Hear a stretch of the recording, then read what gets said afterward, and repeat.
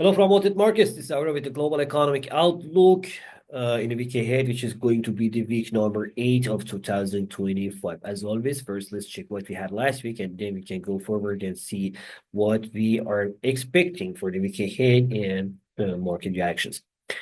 Last week started with the Chinese inflation numbers after several months of falling inflation. Chinese inflation finally increased, and it was even increased more than expected on the monthly scale in January with 0.5% monthly raise. It was amazing. Even thought the producer price index repeated the 2.3% drop in December, but still January inflation, consumer inflation was better than expectations, in line with other data such as increasing the new loans. Sorry, all confirms that finally the Chinese government and central bank stimulus they are helping the economy, and Chinese economy is improving better. Uh, and the others, looking the other economies, let's talk about the British economy, and then finally at the end I will talk about the U.S. In United Kingdom, we had so many important data such as GDP, industrial production, and manufacturing production. Generally, the data that published from UK economy, they were surprising the market with better than expected numbers.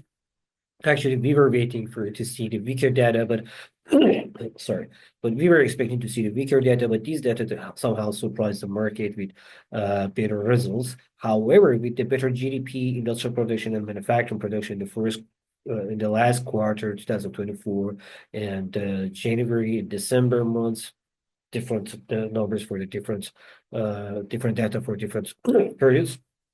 Still, the business investments fell by 3.2% in the fourth quarter. It shows that despite unlike the slightly improving economy, still the investors they are not so happy about the economic conditions. So the investments fell by 3.2%. The GDP data published from the Eurozone also was better than expected, with 0.1% GDP improvement in the fourth quarter. It was better than 0.0% better than the flat expectations.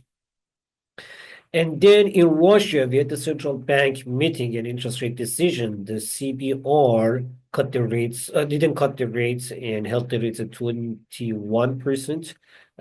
Most probably, the central bank in Russia will start cutting the rates from the next month. But for now, especially if the peace talks go forward, for now, the interest rate is still at 21%.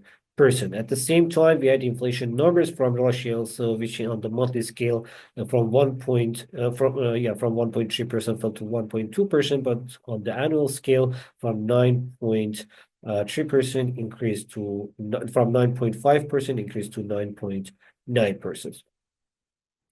And in United States, while in the United States, last week the retail sales sort of fell, and like somehow they disappointed the market with the sharp falling, actually we can say, because retail controller, which calculating in the GDP, fell by 0.8% after 0.8% improvement in December. In January, it fell by 0.8%. Actually, the lower retail sales is something expected in January. We know that they usually in November and December, people they buy more, and in January, the retail sales usually is falling. I mean, it's a lower, but falling by 0.8% for the retail controller, and overall the headline retail sales, which fell by 0.9%, it was somehow surprising.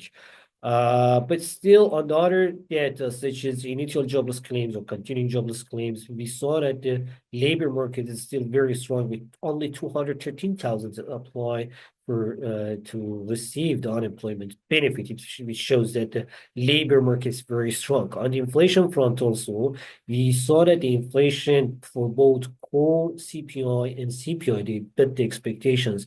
Core CPI increased by 0.4%, and CPI headline inflation increased by 0.5% on the monthly scale, and both of them on the annual scale also increased. Core CPI increased to 3.3%, and headline CPI increased to 3% on the annual scale. The data generally what it showed last week, they showed that the U.S. economy is still strong, the inflation is still high, and with the Mr. Powell's testimony in front of the Senate, also we understand that the Federal Reserve with these data is going to hold the higher rates for longer, but which support the U.S. dollar, put the pressure on the stock market. But at the end of the week, when there was a news about the reports about the phone talk between Mr. Putin and Mr. Trump, President Trump and President Putin, somehow the market risk is fell, and that supported generally the stock markets and put the pressure on U.S. dollar. Exactly the opposite side of what's happened just the day before that after inflation reports. On the sorry. On the energy markets, we had OPEC monthly report, EIA, and IA monthly report as well.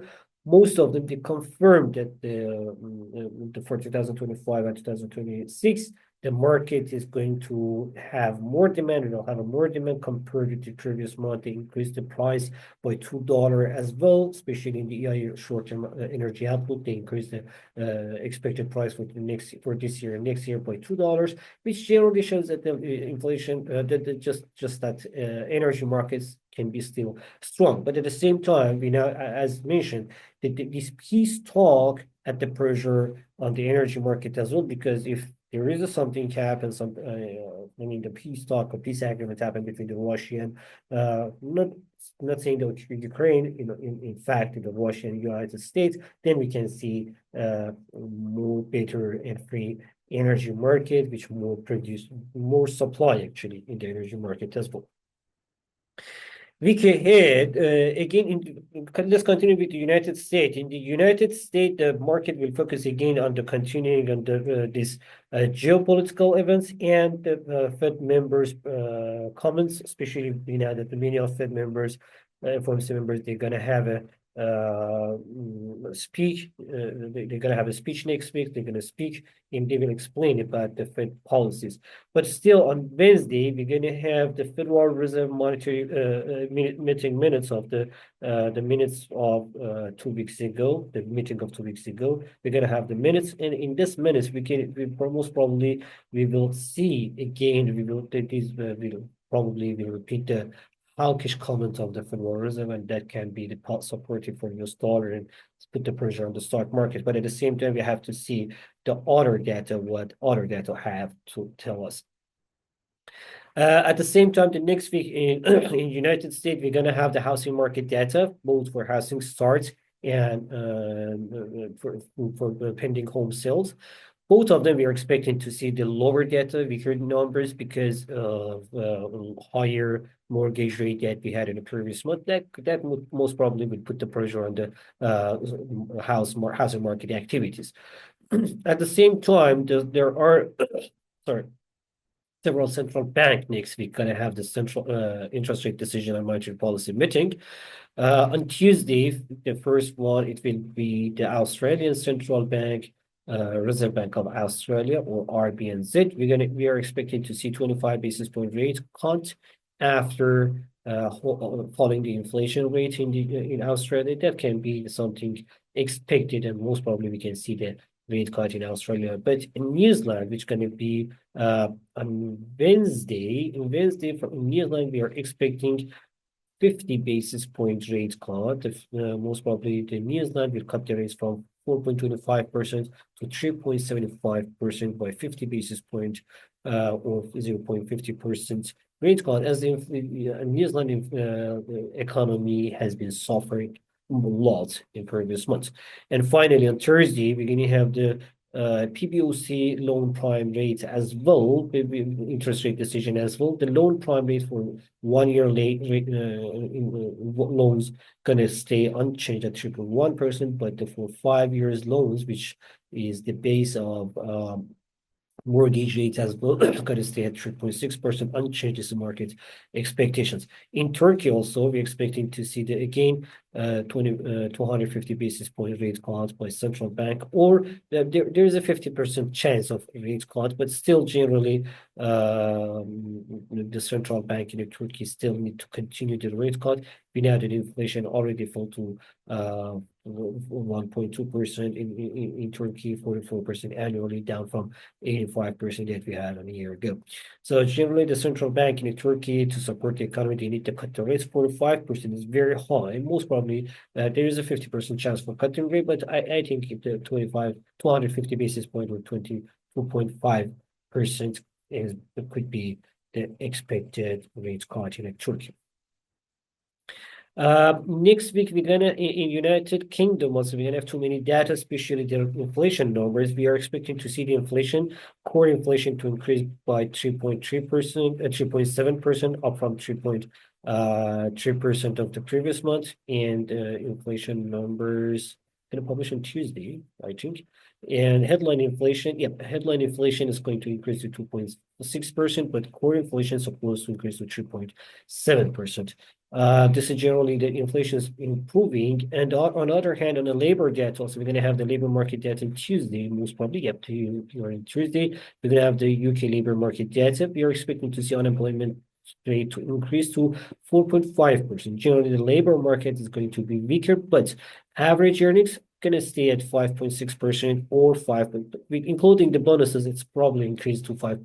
It can increase to 5.9%. Lower labor data, but lower labor, I mean, kind of the lower new jobs, less new jobs, less new kind of, we can say that less lower newly created job, the better to say it this way, but higher payments. That's why average earnings is going to increase, average earnings including the bonuses.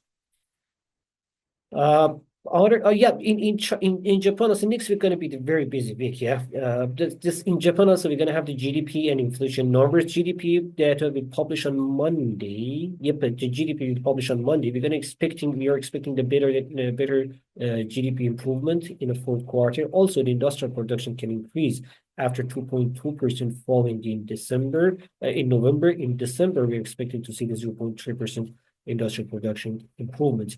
Japanese inflation numbers also will publish on Friday.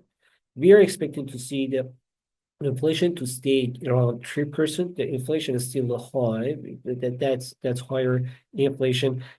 We know that the Japanese economy in the recent months was improving a better. At the same time, inflation also was increasing. So for this month also, which is going to be this week, which is going to be published in January inflation numbers, we're expecting to see the inflation around 3% or maximum to 3.1% is the market expectation. But generally, with a better economy and inflation, higher inflation, we can expect the Japanese central bank to increase their rates again this year before the last quarter. So which means that Japanese yen can get more support. Let's check the charts and see with this data what we can expect in the charts.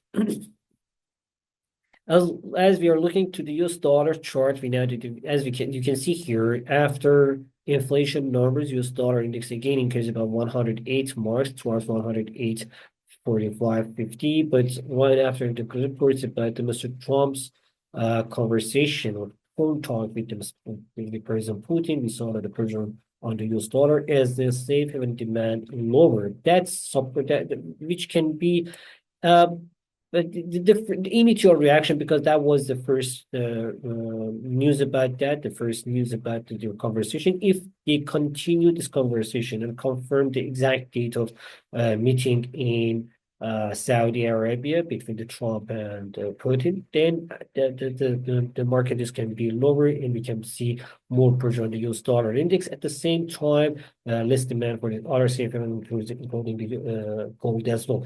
But the gold technically about 2,840 still bullish. About the US dollar index also for this week and for the next days, 105.50, 106.60, or around 107, around these numbers can be expected range for US dollar index. As for the energy market, these news can be negative for the energy market because despite it, better economic, I mean, more demand, more expected demand for 2025, but still, there are too many talks about the peace talk, especially between the China, Russia, and Ukraine, which can increase the market supply. So it's not a good news for the energy market. That can be put the pressure on the oil prices. So $67, $70, that can be the fairly price for that to see. On the stock markets, well, this in the recent weeks, we are always expecting to see the week going to be closing lower. But again, after that, we are during the week, we are like the first days and until the last days of the week, we can see the downtrend. And finally, in the last day, something changes and some geopolitical news improving the market. Stock market in the week ahead with the economic data can be under pressure, but the only thing that can support the stock market could be the geopolitical news. We don't forget that we are talking about there are whispers about the AI bubble. You know that the dot-com bubble, what's happening in the dot-com bubbles. Now we have the A talks or whispers about the AI bubbles. We have to take care about that. The market has nothing such important data or economy improvement to see this improvement. So the AI bubble could be another thing that can happen these years, this year or next year maximum to these years. That can be very important things to watch and be careful about that. Continuing with that, the stock market generally, the economic data for the week ahead, they are not supporting the stock market, but the geopolitical tensions can support by that. But technically, around about 6,000 for the SP 500 can be positive. Falling under 6,000 can open the doors for much lower levels, 5,930 and then 5,800 and lower that numbers. But above 6,000, the bulls are market leader. On the cryptocurrency market, these data, they are known as supportive or negative for the cryptocurrency market. Generally, mostly we can see negative, but not that much. But from the technical point of view, Bitcoin is still moving lower, lower low and lower high, with the creating a lower low and lower high. But now for now, we don't have such a important data to say that okay, these numbers and these data can support the cryptocurrency market. So cryptocurrency market can be under pressure, and Bitcoin can get more pressure and fall lower. So Bitcoin is negative right now, unless if it increases about 101,000 US dollar. Otherwise, the side movement with the downside tendencies are expectations for the next days. That was what happened last week, what we were expecting for the week ahead. And if you had any other questions, don't forget to write down in the comment sections. I'll try to get back to you as soon as I can. Have a good time. Bye-bye.